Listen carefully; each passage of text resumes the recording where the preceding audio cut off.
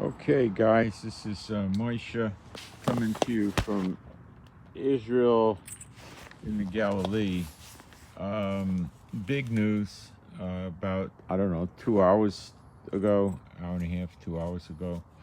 Israel assassinated, we think, three very large top drawer Hamas officials in Lebanon. Hamas, as in Gaza, officials in Lebanon, apparently coordinating with Hezbollah to keep attacking us. One version of the story is they were in a car. It's just breaking news. They were in a car that our jets hit. Another version is it hit an office. But I saw pictures of the car burning, so I very strongly believe it was a car. These were two very, very large officials. One, Lebanon is denying got killed. We don't know about that one yet. One of them had a $10 million price on his head from America. So Nasrallah, the head of Hezbollah, had a speech scheduled for tomorrow that he canceled. So he's probably hiding in a bunker somewhere. It rattled them because they realized our intel was so good and our attacks were so precise that he's probably afraid that if he gives a speech, he'll get blown to bits. They don't have any air defenses that work against our jets or our missiles. So this was a massive event, and Hezbollah normally says they'll retaliate. They warned us about assassinating anybody from like Hamas or Iran or any of these terrorist groups inside Lebanon, that they would meet it with swift reprisal, which Israel ignored. Now, reading between the lines, Netanyahu's in a lot of trouble right now because the Supreme Court is messing up his judicial reform by reversing. They apparently on a campaign to reverse all the judicial reform junk he tried, and they reversed one law, and they're probably going to reverse another law regarding him being removed. Polls were taken in Israel about Biden is persuading, he's leaning on Netanyahu to cut back on the Gaza war, send soldiers home, which he did, and just reduce it to limited strikes in Hamas. And the public is going nuts. One poll said 66% said they're against it in Israel. Another poll said 75% are against it. So Netanyahu is getting closer and closer to getting the boot.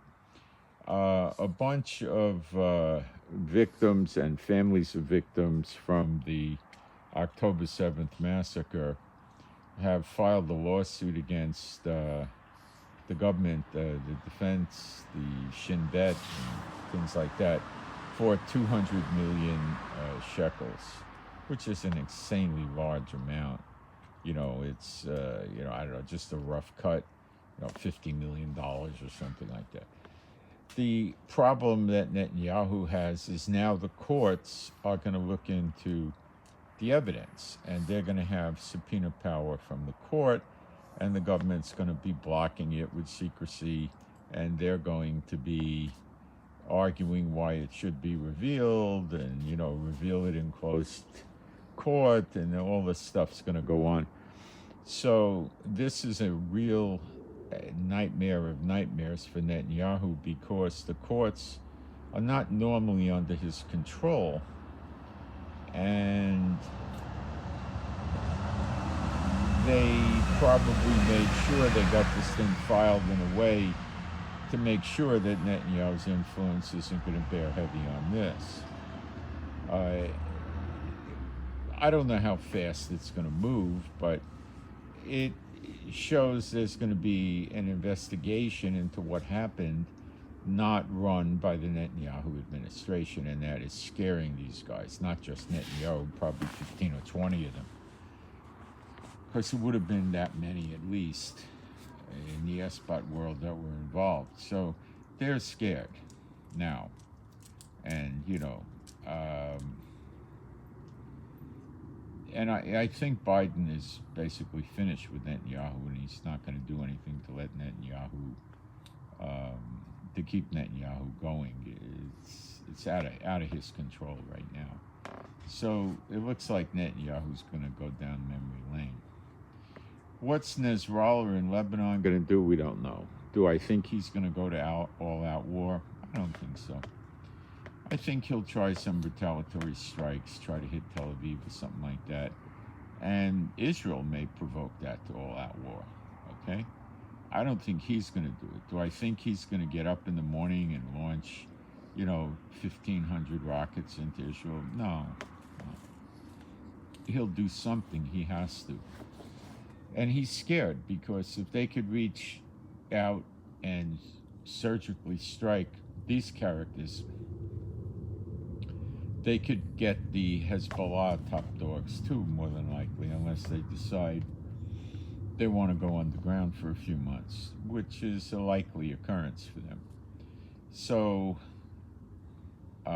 things have gotten more escalation. Netanyahu wants escalation to keep the war active so people don't try to remove him while he plays the I hope game and tries to come up with some other bag of tricks to keep himself from getting kicked out, because once he gets kicked out, his 3 criminal cases will accelerate rapidly and will be the end of him. So he's very, very scared.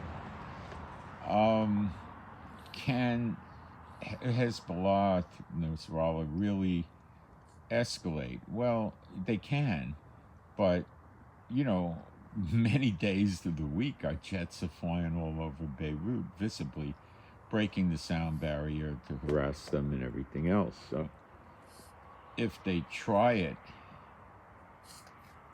they're going to start looking like Gaza.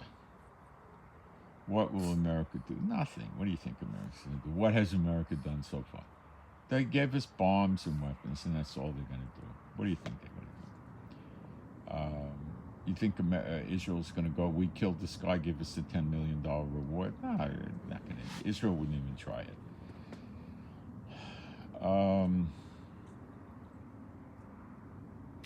Will Hamas retaliate? They said they would. They said they were going to do a barrage at Tel Aviv.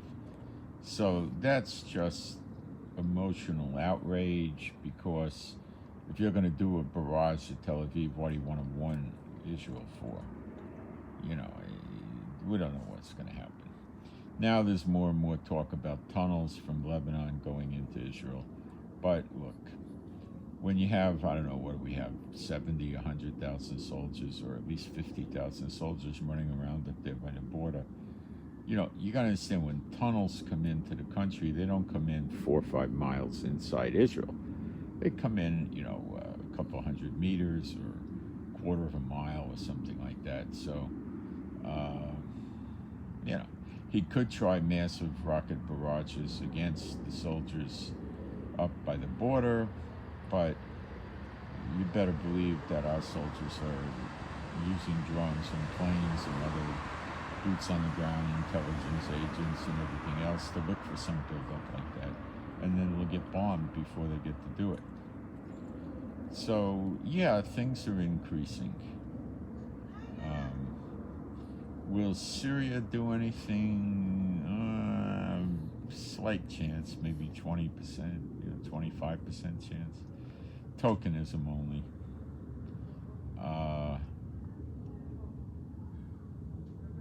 So when Israel did this, they understood what they were doing, and they also understood that there could be a retaliation, and they put the wheels in motion to plan for such a retaliation, to stop it.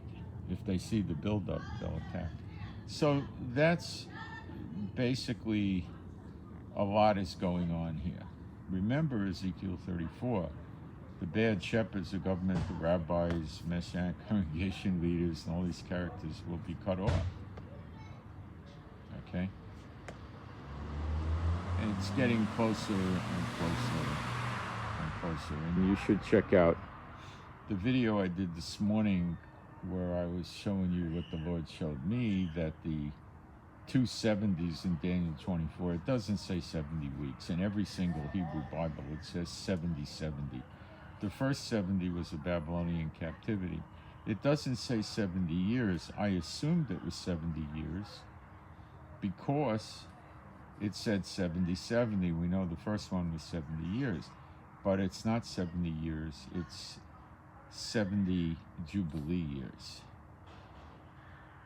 And people have worked out, I have not verified this yet. Of course, it's a long job, but it appears that they could figure out from the Bible when Joshua entered the Promised Land, and they could figure out that was in a Jubilee year. So I'm going to go verify all this, but when you work the Jubilee years forward, correcting for a Hebrew calendar, not a rabbi or a Gregorian, you wind up in 2024, which I said 2 days ago.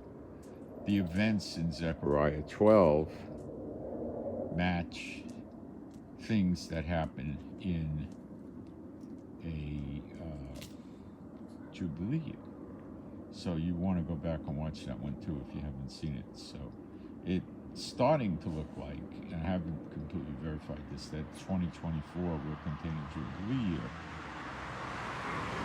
And on or around August 1st, the year of recompenses started.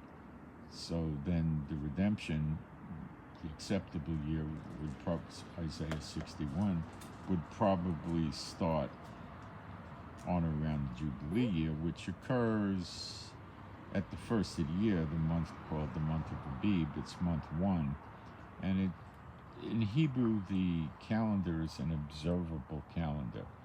The month starts when you see the new moon sliver from, I guess, Jerusalem, although we do it from Israel. But people in Jerusalem also confirm it. So you'd be looking at late February or very early March. We can't give you a precise day because it depends on the new moon sliver. Now, people say that the barley has to be Abib for it to be that. I don't buy that, because I just don't buy that. It's based on the new moon, not the crops. And people say, well, if the barley's not Abib, they'd have to appear empty before the Lord. And the Lord says, don't appear empty before me. Well, that's nice, but where are you going to appear? There's no temple, there's no tabernacle, there's no altar, you know what I'm saying? So, let's get real with this. So that's the scenario.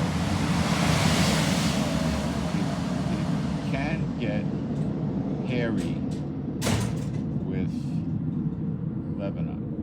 I don't know. Now we're having a lot of airplanes overhead. You probably hear it right now. So we'll see what happens. I got the new iPad, by the way. I ordered it. Some people came through with the money. I ordered it, and it came early this morning, and I got it pretty well set up.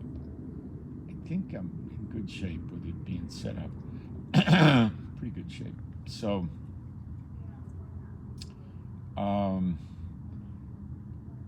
I will keep you guys posted as to what's going on, but this was some big events today. These guys were real top dogs in Hamas, pun intended. And that's it, guys. So I send my shalom to those who love Yeshua HaMashiach, and I'm out.